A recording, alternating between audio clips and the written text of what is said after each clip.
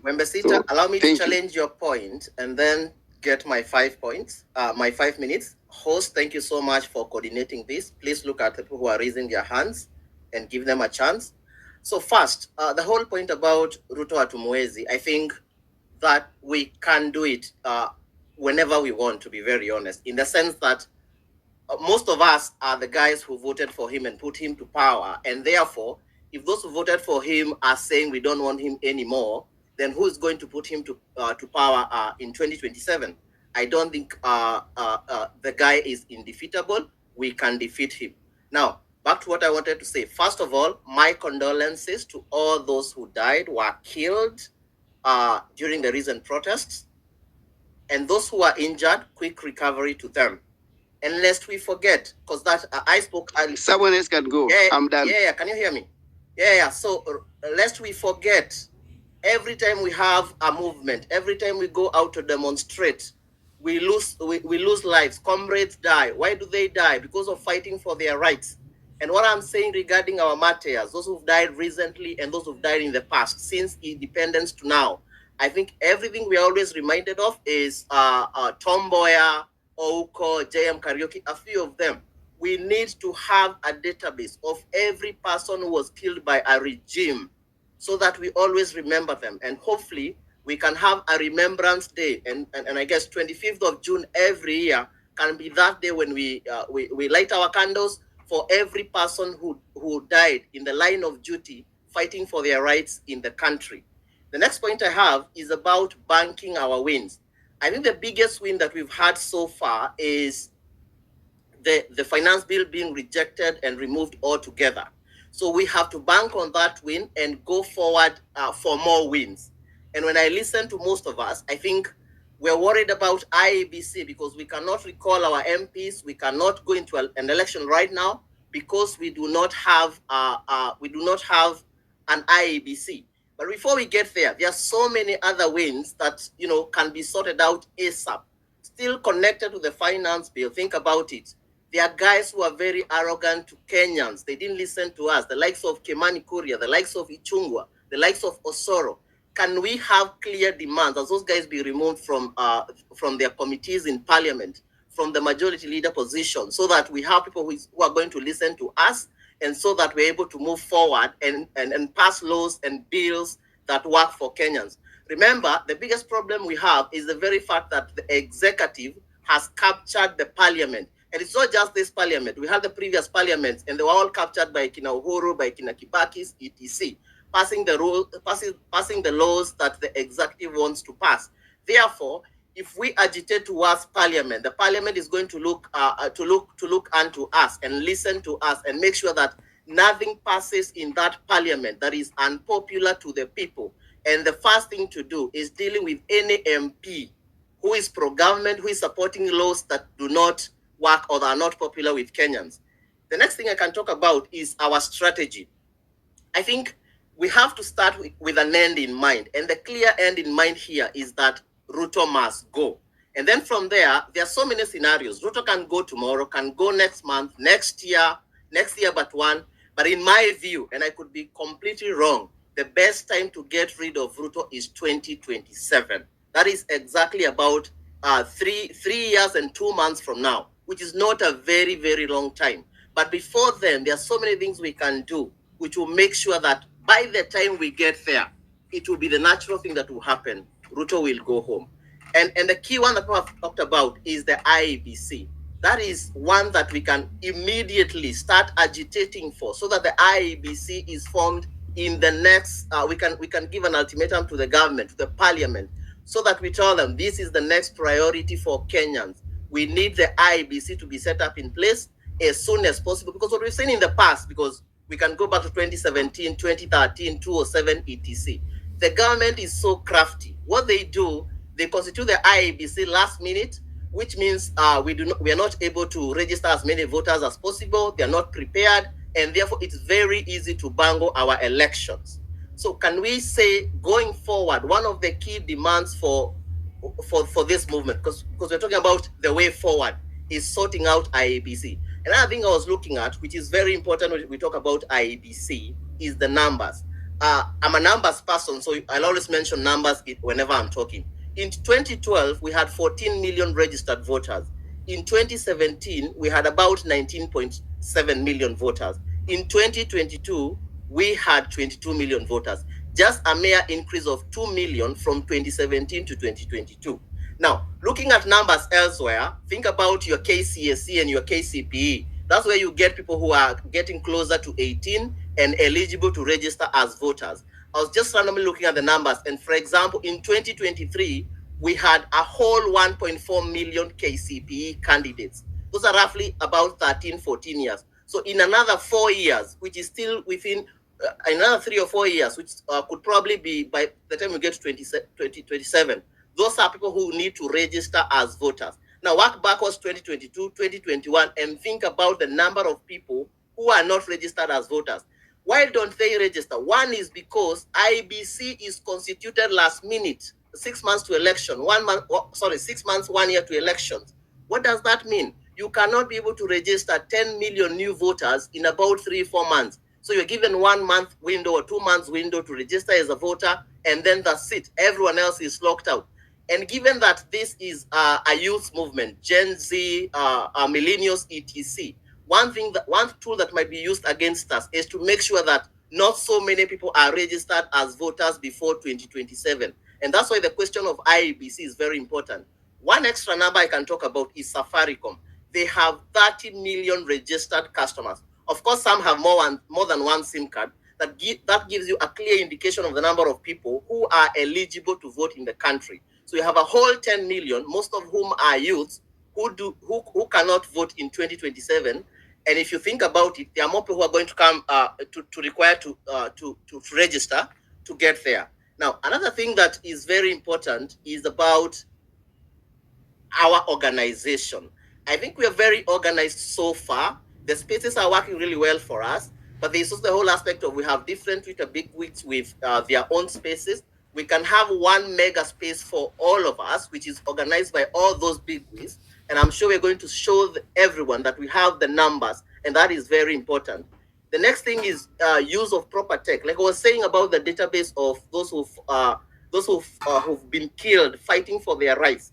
We probably, to make sure that systems work, regardless of the party, regardless of who we will be supporting come 2027, the most important thing is making sure that across all areas, from your MCA to your MP to your governor to your senator and to your president, even before we think about removing some of those seats, we get the right people. How do we do that? Is by working with the skilled people that we have amongst ourselves, the tech guys, the engineers, etc., to develop a database of each and every young person in Kenya who wants change.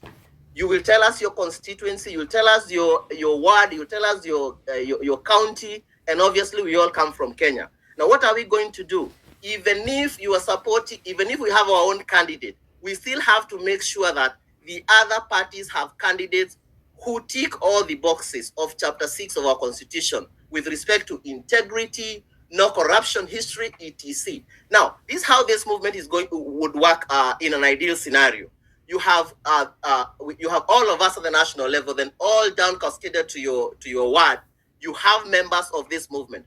So if your MC, if there is a nomination in your ward and a nomination in your constituency, you've got to make sure that the guys who will be nominated by whichever party, ODM party, UDA party, our very own candidates, all of them, regardless, they tick the boxes of the Chapter 6 of our Constitution. Because either way, if our candidate wins, we win. If a candidate of another party wins, they are still leaders who don't have any history of corruption, of bad leadership, of embezzlement of funds. And I think that's one thing that I'm thinking in terms of tech, because most of us are well versed with technology. That's something we can do. That's something we can make sure it happens. On the Matthias part, I think that's one I'm very passionate about. If there are tech guys here who want to develop a database so that we go back in history and remember all those who are killed by various regimes, Moi, Kibaki, 2007, 2008, 2013, 17, Uhuru, 2022, up to now, Ruto, all the CSs who are involved. We are in a revolution, and in a revolution, we need to be organized in 4 fronts. Number one, through our revolution, we have to be in an armed struggle. That is the first branch. Armed struggle are those people that, because we cannot go back to the forest like our forefathers, I want to ensure that our armed branch of our armed struggle goes to the street almost every day until our demands are heard. And what are these demands? Public appointments should not be tribal.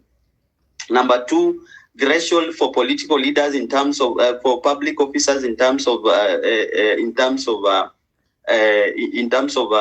ethics and qualifications, their history, where have they led before, what was the achievement. And number three, land as a means of production. It is so shameful that we cannot feed ourselves. It is so shameful that our brothers and sisters, when we have vast amounts of land, have to go and be enslaved abroad in Arabs and Europeans, where they are treated as savages and children of lesser God. We want to bring back our people, give them incentives to come back and work here. Those people, the Dr. James, I can see him, is a very renowned researcher who works in the US. We know the Professor John Washington that fixed the land and transport system. We need to give them incentives to come back home and liberate and save and fix the problem of brain drain that is killing our system and our future. Number four, industrialization and manufacturing, ensuring that our people are able to get employment and manufacture and stop the importation that is making our shilling to be weak. And then once we've done that, then we fix our economy by renegotiating our debts, having a very deliberate audit of the public debt that we have, the profile of the debt, who we owe, how much, who took it, how was it implemented, what benefit did it give to the taxpayers. And then the one that makes sense to us is the one that we're going to repay. The one that does not, the signatories that signed it are going to be fixed to pay it on their own account. The amount that they stashed abroad can be used to repay that debt. Once we're doing that, then we discuss the size of government that we want.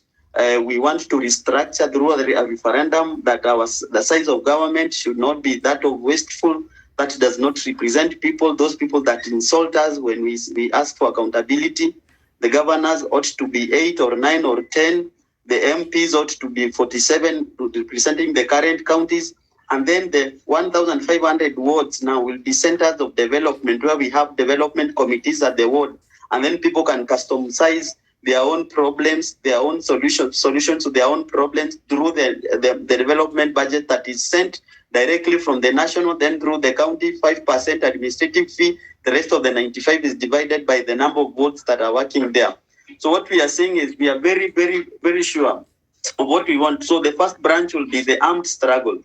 The next one will be negotiations. The team that will be doing negotiations for us on our behalf with the enemy, and they must be extremely knowledgeable on what we need to do, very eloquent. Those negotiations, if they have to happen online, where the spaces are held, and then we invite our enemies, we tell them this is what we want, and then international medias log in, our local medias log in, the best of the sun, the best of the sassy. And beautiful and intelligent negotiators that we have amongst ourselves can take over the Law Society, the KMA, the KMPDU, the Nursing Council of Kenya, the Engineering Board of Kenya, or not Engineering Board, but the Union for Engineers. Everything will have a stake on how we need to rebuild, and then we can negotiate on how we want the future of our country can be. From there, once we're done that, we need to be having serious political education. That is the third branch of our revolution. Political education will ensure that we all know who does what and who is supposed to be this. At the moment when we come to these spaces, and I hear someone is accusing their governor of voting for the finance bill, I pity them, I feel bad. But then I know fellow liberators and my fellow patriots, the problem is not you. It is the information that has been hidden from you. We have institutions that are supposed to give you civic education annually, ensure that you are informed in the budget making process, but they plunder our money and they use it for their girlfriends to fly abroad and to go and watch Manchester United versus Arsenal and all those sports. What we want to ensure is we have those people who have political science and they know they have political education. We need to have continuous education online so that we know who is supposed to do what, but so that when we take over the leadership of this country, we are not doing the same things that we are accusing of these people of doing. Finally, I want to tell you, my fellow patriots, countrymen, that we have the advantage of time. We have the advantage of time because we are young, learned, and energetic. We may not achieve all of the things that we want to do today. We may not achieve everything within the time frame before the next election. I'm also at peace with the fact that the coming election, we could be duped again, and we put out of the euphoria that comes, someone will rebrand, will take advantage of us, rebrand, and position themselves as the change we want. We might be duped, and the next election cycle, we meet ourselves here. I'm at peace with that. But what gives me hope is that we have the advantage of time. Yourselves are below 50. The ones that are going to the streets are between 30, probably 19, 18, 20 to 30 to 50. And we can even afford to make a mistake for the next 20 years, and we are going to save ourselves. So do not be hashed on each other if you see each other messing up, or this one going to bed with that, because also people have, out of the humiliation and the suffering, people have personal problems and they could be enticed and compromised. But I'm calling for discipline. But for those that are compromised and we learn of the way, much as we want to discipline them, let us not be so harsh on each other. Let us be focused on the prize that someday, even if we don't enjoy the fruits of revolution, those that come before us will not be asking themselves, Kina Cyprian Nyakundi, Kina Oluot, Kina Kubecha, what were they doing before when the country was in a mess like this? So let us be deliberate intentions of fixing our country slowly by slowly. We identify what are the most urgent issues of priority that we could put them on the short term, on the mid-term, on the medium term, and on the long term, that we could achieve, like systemic change, like leadership change, like fixing issues of probably wastages, probably issues, maybe the most urgent things that we need. I want to land by saying this. We will be tortured and we will suffer. Yes, this is my last point, I promise you, and thank you so much. We will be tortured along the way. We will lose our colleagues along the way. But my prayer is, let us follow each other en masse. Let us activate our alarm online, so that if one of us is tagged that someone is going through a struggle, through solidarity, we're able to locate them. Our lawyers can help them. Our psychologists can counsel them. Our doctors can attend to them. Our economists, in the process, they're educating us on accounting, the amount that goes, and Auditor General, yes, the reports that come, the economists, the accountants, the auditors, you could be educating us. This is where the gray areas are, so that even as we're engaging each other, we are knowledgeable. So thank you so much, liberators. I'm speaking. My name is Abdurrahman. I'm speaking from Mombasa. In Mombasa, we are holding demonstrations as you're doing in Nairobi and other parts of the country, and we want to ensure that when the rest of the country will be celebrating the marginalization in the Coast Province and all the development that have not been happening in Mombasa will also be taking place and all that. And although the opposition should not take advantage that we want the government to fail. Yes, thank you so much, Edward. The opposition should not take advantage that when this regime falls, they will be. Isabo, take over. Thank you. Thank you, Edward, for the opportunity. Mine will just be brief, and it will be answering the question that Cyprian Nyakundi put forward. That is, what is the way forward? Now, we all know, right, that the only language we have confirmed over the past 2 weeks, that the only language that this thieving regime understands is force and protests, right? I'd like to commiserate with the families of those who've lost their loved ones under the thieving and brutal Ruto regime. And this has even fueled more anger, and it has added more fuel to the drive that Kenyans have. As you can all agree is that the protest started as a way to reject the Finance Bill 2024. But when these foolish police started shooting people and killing people, even on live television, the language now morphed to Ruto must go, which is now what many Kenyans are standing on, right? So let us keep in mind that the Finance Bill 2024 has been, that one goal has been achieved. Now we are moving on to the second goal, which is to oust Ruto and his cabal of murderers and thieves from the government, right? People are playing different roles in this. There are those who are going out to the streets. There are those who are creating the posters. There are those who are hosting spaces like this to discuss issues. So let us not lose the focus on what we want. And I don't know why Kenyans are really so much invested in having a leader. You know, they say that everybody has a prize. So today you put out a leader out there as this is the leader of the Gen Zs, and tomorrow you are seeing him driving a G-Wagon. The other day you have a leader and whom you think that is the one that will now lead you to Canaan. Tomorrow he's building a house at the coastal region of Kenya. So I think the movement should remain as organic as it started. Let us not be infiltrated by people who come as people having opinions, but in the real sense, they want to sabotage the movement. And I think by doing this, we will be able to achieve our goals. And even if we may not achieve them all, we may make the government seeds up ground, which may be beneficial to Kenyans. Thank you so much. Hello, can I go? Yes. So, good afternoon, guys. I'm Wembesita. I wanted to highlight some few things and the reasons why we are here. First of all, sorry to the fallen comrades, not only the fallen comrades, but also the business affected. And I want to congratulate or give confidence to those guys who are contributing and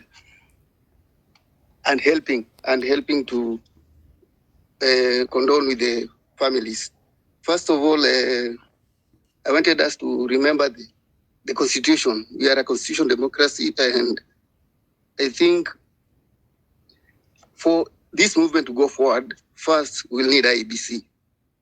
And for IEBC to be constituted, we'll need parliament. And also we'll need the presidency. And according to our constitution, let's say if Ruto goes, because the bottom line is Ruto must go. If Ruto goes by resigning, or let's say by any other means, we'll be left with Moses Wetangula, the speaker, as the president, because we need the presidency. Now, do we have confidence in Moses Wetangula to drive this wave of change? I don't think so, because he's part of the gatekeepers.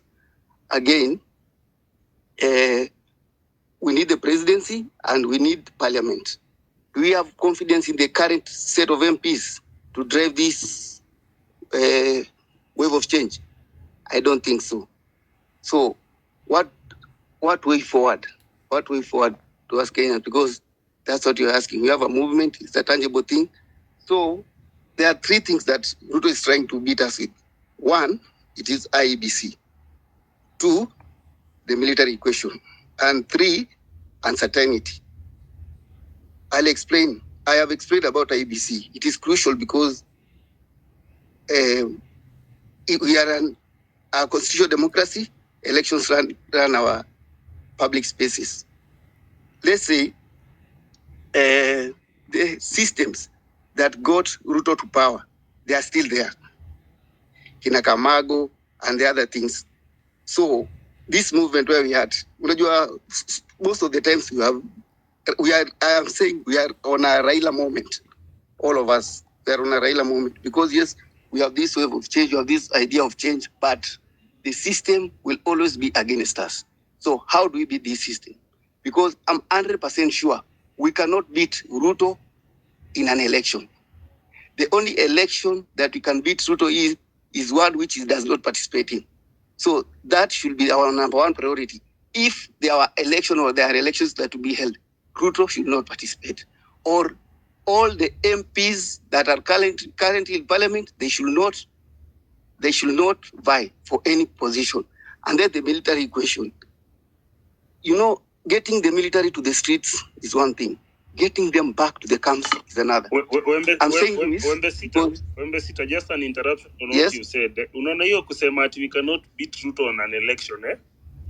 That is the same sentiment that was used in 2022 kusema Baba and Uhuru have I don't know, wakona system ama wakona deep state. The thing that we need, kama ni kutoa Ruto 2027 to make him a one-term president, first of all, we start with ensuring that this movement, all of us are registered as voters. All of us, ukiingia huku, Kenya unafanya ya kwanza kama ni kwa space, ni kusema that usha register as a voter. Let's ensure that through this we have tukona at least a minimum of 20 million registered voters. 20 million registered voters. So and then hiyo siku yenye kama tunasema now, this is the person that we will even the people that we will be proposing a kwenye candidate wa hii movement at that time when it comes, if it is the presidency, tutadiscuss huku tuangalie their merit, demerit, nini hizo vitu zote. Tukishasema ni huo mse, hiyo siku wote tunakam pale Bomas. Huyo mtu mwenye atakuwa hapo, whoever atakuwa in charge of IEBC, haizi fanya hiyo ujinga anze ku announce at the wrong winner.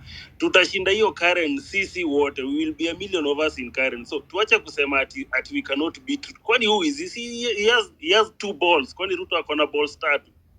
He has 2 balls like all of us. Hadi wanaume wote tutishiwe na mwanaume mmoja. See, he was not a president the other day. He wasn't. So Wembesita, tumia hizo Wembesita zako kutoa huyu msee.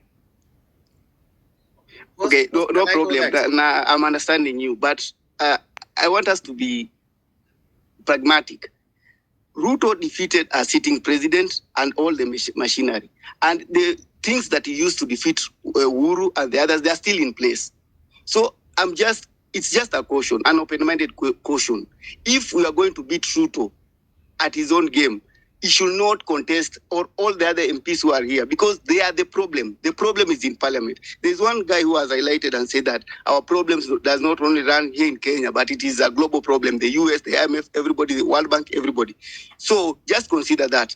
I've talked about the military and then uncertainty. Let us not be uncertain. Let us have our timetables. Let us have our push for this movement. Let us have hashtags that this hashtag should be running. Let them train.